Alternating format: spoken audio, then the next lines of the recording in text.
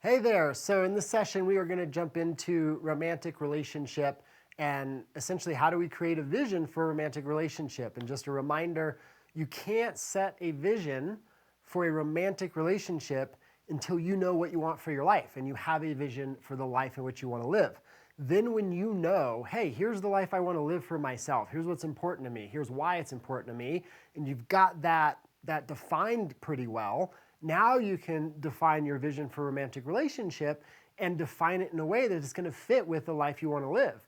So often I watch people and they have this life that they want to live, whatever that life might be for them, and then they start dating somebody who is just clearly not a fit for that life, and then they give up the life in which they want to live. They start, doing things that are never going to take them toward who they want to become and what they want to create for themselves, and then they start to sort of acquiesce to the relationship they're in for whatever the reason is. The person's there, they're in love, like whatever. And then all of a sudden, they're either dead inside or they harbor a lot of resentment, a lot of anger within them. And it usually gets focused at their significant other because they're not living for themselves. They're not living the life that they really want to live for. And so you've got to first understand, what is the life you want to live for? And then once you know what that is, then you can create a vision for a relationship that you aspire to, that you want to have for yourself, and one that is going to fit with the life you want to live, right? An example of that is if you want to be, an extraordinary athlete, and you're an adventurer, and your idea of fun is, camping and hiking in the woods for weeks at a time, and you're with somebody who hates nature, that's going to be a problem. But that's what people do. They set themselves up in relationships like that. And there's nothing wrong with either one of those realities, but you've got to understand that you've got to be in alignment with the person you're with and the life you want to live. Those two things got to support each other. And so once that's in place, now you can go, okay, great. What do I want in a romantic partner? And you want to kind of think about this in three categories. The first category is the non-negotiables. Some people, they know they want to have children. Some people are clear they do not want to have children. Some people know that health and vibrancy and taking care of themselves is extremely important. Other people are big foodies and they don't care so much about their well-being in that same way, right? And so it's what is it that you want in somebody? What are your non-negotiables? If this isn't there, it's a deal breaker.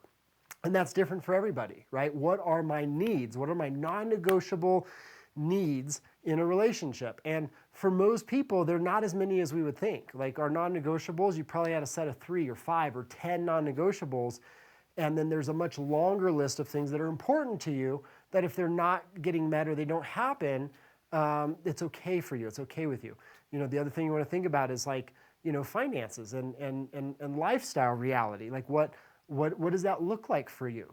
Because if what you want to do is stay in high-end hotels and travel a lot and, have a beautiful house and, those things, there's nothing wrong with that, but there's probably a certain type of individual that you're going to be really happy, building a life with if that's at the top of your list, right? If that stuff isn't as important to you, then what's more important to you is sometimes life experience. They don't need the niceties of life, and wealth isn't as important to them. What is important to them more is just time with their family and, having, plenty of time in nature or, being able to kind of be more free and that kind of thing, and living a bit more modestly is totally fine with them. They don't need a lavish lifestyle or that kind of thing. Then that totally works as long as the person you're with doesn't want those things. Because if the person you're with wants those lavish things and puts a high value on those things, and you're with somebody who doesn't, that's going to be conflictual. That's going to be a problem. If you both know these are things that you aspire to and that you want in your life, then all of a sudden you can support each other in such an extraordinary way to create them. And then vice versa. If you know you're going to prioritize, a more experiential life or, have more of a modest income, and that's totally fine with you, well, then you want to kind of make sure you're with somebody who values those same things in the way you do, and you're going to be much better off. Your life is more likely to thrive in that case. And so when you think about your vision for relationship, ask yourself the question and just think about yourself first. What are the things that are non-negotiable to you? What are the things that are most important to you? What do you value the most for yourself? Because those are the first things that you probably are going to have as non-negotiables as you're with somebody else. If you highly value the building of wealth and you know that's going to always be a top priority for you, you're probably going to want to make sure that's a top priority, for the person in which you're going to do life with, right? If health is a top priority for you, again, if it's a top priority for you and you don't smoke and you eat really well and you exercise every day, you probably don't want to partner with somebody who's, eating Cheetos and watching television most of the day, right? And prioritizes ice cream, right? It's like nothing wrong with those things. They're different lifestyles, right? So think about the things you value most and what is most important to you as non-negotiable for you. And those are the non-negotiables you're going to want to make sure fit with the person in which you choose to be in relationship with. Then think about the things that are important to you, things you enjoy doing, but it's not a must to have in a romantic relationship, and then create that list, right? Like for some people, it's like they love yoga, but they don't need their significant other to do yoga with them, right? Some people love golf, but they don't need their significant other to golf with them. Or some people love the arts, like theater and things like that, but they can do that with their friends. They don't need their partner to do that with them. It might be a preference that their partner do that with them, but it's not a need. And so then think about, man, what would be important in a relationship? What would be the things that I would value, but it's not a deal breaker if they're not there? And then what are the things that would just be cool? I call them the nice to haves, right? Needs, they're a must, right? Non-negotiable. Wants, they're really important, take it or leave it.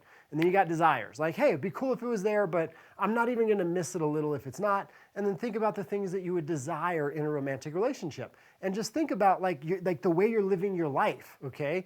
Like, what are you doing day by day?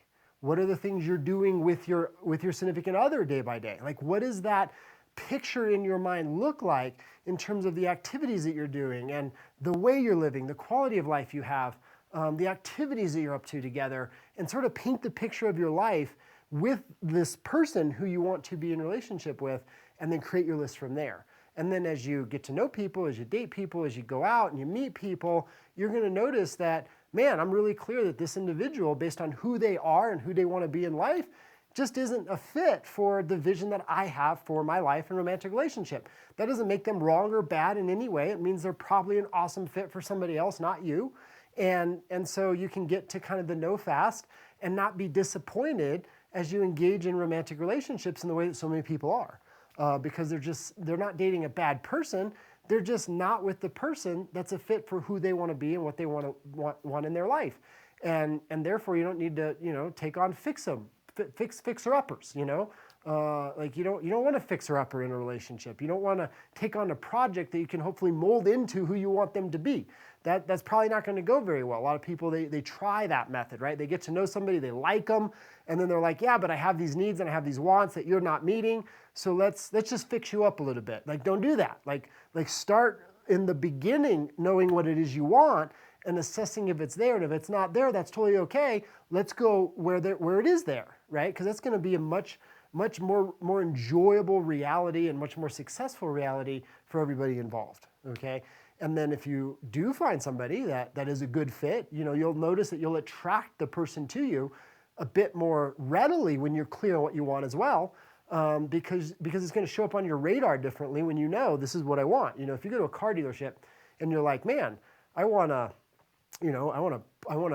black Porsche Boxster, and I want it to be less than 3 years old. You're walking the dealership with a radar on, right? You're going to the salesperson and you're like, do you have this? And they're like, no, we don't have one. You just leave and go to the next lot. You know what I'm saying? Whereas if you do know exactly what you want, you tell them that, they're like, yeah, I got 3 of those. Which one would you like? That's how you want to look for a relationship, where you're kind of very clear on what you want. And so intuition starts to take over and be a guide for you and goes, man, pay attention to this person. They've got a lot of the things that you're aspiring to. Or pay attention to this person. They got a lot of the things that you're aspiring to. And you're going to recognize them when they're there, number one, but you're going to find that you intuitively draw yourself to them and them to you in a different way, simply because it's at the forefront of your mind, and therefore intuition's working on your behalf. But in order for that to happen, you have to know what you want. And then once you see that, man, this person lines up with, say, a lot of the things in which I want for myself and the aspirations I have for my life, and this is a fit, then man, that's where you invest more of your time. And then you can communicate with that other person, like, hey, here are the things that are really important to me, and Here are the things that aren't so important to me that I would like, and which of these would you like to be up to? And it presents a different ability to have conversation when you have a clear vision for a romantic relationship, because so many people, they don't even name a vision for a relationship, and so they can't tell the other person what they want and what their preference is around what they like or they don't like, because they've not really stopped to think about it and name it for themselves. And therefore, we put the other person at kind of a disadvantage of thinking they're supposed to somehow, be psychic and understand and know who we are and what we want and all the things that we're looking for, when we actually need to communicate those things. Because most people, if they're a fit for us or they're a fit with us, they're going to be more than happy to show up in many of the ways in which we're going to want and aspire to, just by being who they are. They just need to know that they're supposed to do it. And the only way they know they're supposed to do it is if you communicate it, and then vice versa. Hopefully your open communication, encourages the other person to think about what they want and be in open communication with you about what their side is looking like and what it is they want, what they aspire to, so that like how to show up for them and what the things you're willing to do and not do. And so much of creating a healthy and vibrant romantic relationship comes from the foundation of having a vision for that relationship. So whether you're already in a romantic relationship and you've been married for 20 years or 15 years, or you're just starting to date and you're looking for that new relationship, that person who's going to be, the fit for your life, create a vision for a relationship that you'd like to have and that you aspire to, because you'll see that it'll be such an invaluable foundation to create the relationship that you really want to have.